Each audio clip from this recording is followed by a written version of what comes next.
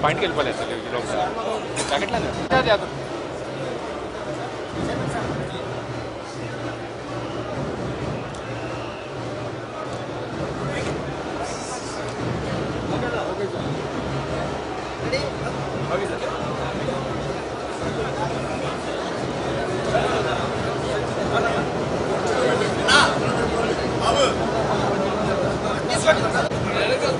రామాయణంలో రాముడు దుష్టశక్తి అయినటువంటి రావణ్ణి సంహరించటానికి 9 రోజులు నవరాత్రి పూజలు చేస్తూ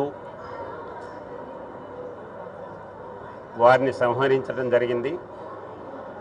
దానికి ప్రతీకగా అదే రకంగా ఈరోజు మన యొక్క కనక దుర్గమ్మ గారి 9 రోజులు 9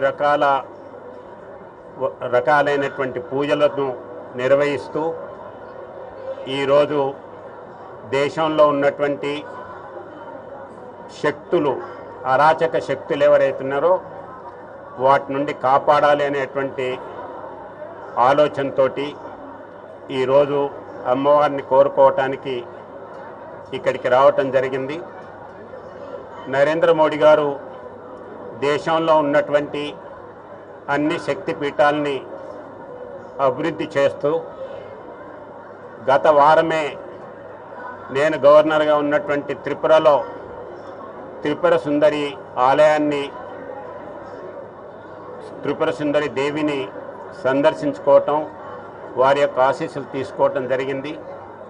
అక్కడి నుండి ఇక్కడికి ఈరోజు ఈ శక్తి అయినటువంటి దుర్గా మాతను పూజించి తెలుగు ప్రజలే కాకుండా దేశంలో ఉన్నటువంటి ప్రజలందరికీ కూడా మంచి ఆయుష్ ఆరోగ్యాన్ని కల్పించాలని చెప్పి ప్రార్థించటానికి ఈరోజు ఇక్కడికి రావటం జరిగింది.